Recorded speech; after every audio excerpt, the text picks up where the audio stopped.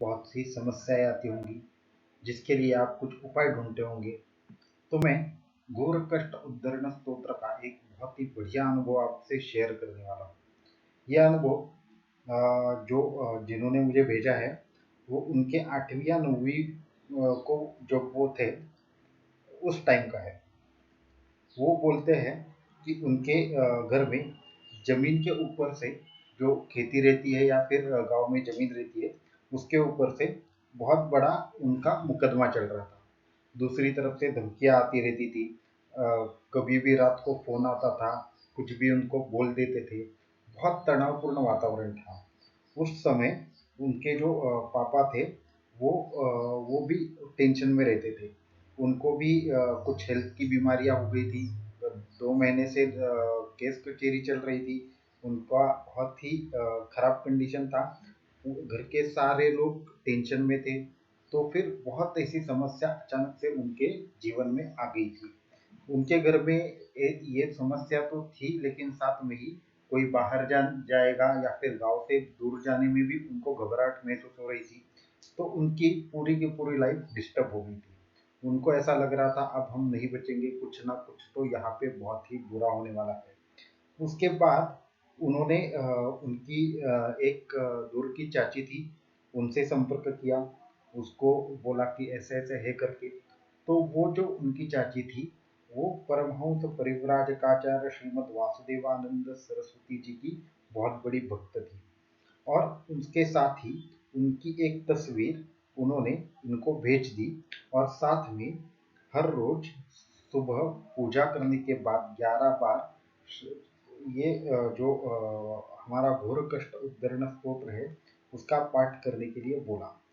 उसके बाद जैसे ही उनको वो समाचार मिला, उसके बाद वो रोज सुबह 4-5 भाई बहन मिलकर वो स्तोत्र का बहुत ही श्रद्धायुक्त अंतःकरण से वो पाठ कर रहे थे।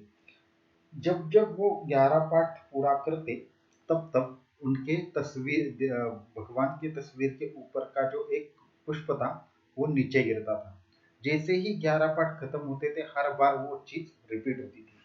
और उससे उनको ऐसा लगता था, हाँ, हमारे साथ भगवान दत्तात्रेय है, हमारे साथ भगवान श्रीमद वासुदेवानंद सरस्वती टेम्बे स्वामी महाराज है। और उनको अलग से शक्ति उनके घर में कोई वास करती है ऐसा लगा। उसके बाद ये सिलसिला लगभग 11 दिन तक चलता रहा। हर रोज वो सुबह उठते थे और इस स्तोत्र का पाठ करते थे। दत्त महाराज को प्रार्थना करते थे कि इससे हमें बाहर निकालो। उनके जीवन में बहुत ऐसी समस्याएं आई थी, जैसे कि मैंने बोला उनके पिताजी को तरह तरह की बीमारी हो गई थी। घर पर कर्जा था, धमकियां आती थी, रात को कभी भी फोन आता था। तो ये ऐसी बहुत सारी चीजें थी।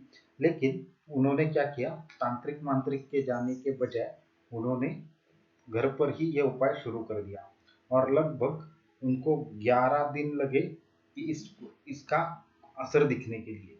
फिर उन्होंने बोला कि एक दिन अचानक से रात को उनके सपने में खुद दत्त दत्त गुरु आए।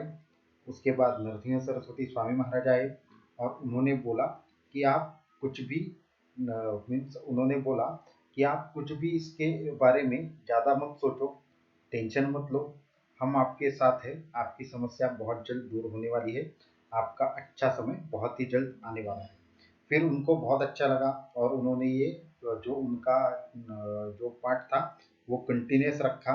और जैसे ही 20 दिन इसके पूरे हो गए, सॉरी 21 दिन पूरे हो गए, उसके बाद ऑटोमेटिकली जिन्होंने केस लिया था, केस इन पर किया था, वो वापस लिया। उसके बाद उनको जो फोन आते थे वो भी बंद हो गए। उसके बाद उनके घर में जो जो लोग मीन्स बीमार थे वो भी अपने आप ठीक हो गए। और तब से लेके आज तक इनके घर में हर रोज 11 पाठ वो करते हैं।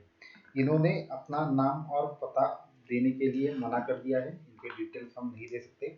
लेकिन ऐसे एक नहीं, हजारों लोग हैं जिन्होंने इसका अनुभव लिया है। आप भी ये करके देखो। मैंने ये घोर कष्टोद्धरण स्तोत्र का अगर आपको पाठ करना है तो क्या करना है, कैसे करना है, ये मैंने लिखा है।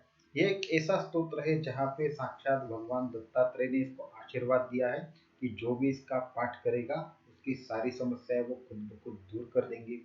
तो हम भी अपने मन से नहीं बता रहे, इसका निर्माण खुद परमहंस परिव्राजकाचार्य श्रीमद वासुदेवानंद सरस्वती महाराज जी ने किया है। ये बहुत बड़े दत्तावतारी पुरुष थे, युग पुरुष थे। आप इनका भी चरित्र पढ़ सकते हो। तो आप अगर ये देखेंगे कि इसका निर्माण खुद उन्होंने किया है, तो इसके लिए आप पूरा का पूरा विश्वास रखो। कहीं पे तांत्रिक मांत्रिक या फिर कोई बाकी तांत्रिक क्रिया करने से पहले आप एक बार ये जरूर ट्राई करो। अगर आपके जीवन में कोई भी उपाय काम नहीं कर रहा, अगर आपको किसी मांत्रिक तांत्रिक के उपाय से भी ठीक नहीं लग रहा, तो एक काम कीजिए, भगवान की शरण में जाइए। भगवान दत्तात्रेय सब तंत्र मंत्र के अधिष्ठाता देवता है, तो इनके शरण में जाइए और फिर देखिए वो क्या चमत्कार करते हैं। तो ऐसे ही हमारे साथ बने रहिए, हमारे वीडियो को लाइक कीजिए, चैनल को सब्सक्राइब कीजिए और ज़्यादा से ज़्यादा शेयर करते रहिए, क्योंकि हर किसी को समस्या है और हर समस्या का निदान है, वो भी इस स्तोत्र में। तो हमारे साथ जुड़े रहने के लिए धन्यवाद। हमारे चैनल को सब्सक्राइब करना ना भूलिए। अगर आपकी कोई समस्या हो तो आप कमेंट में पूछ सकते हो। धन्यवाद।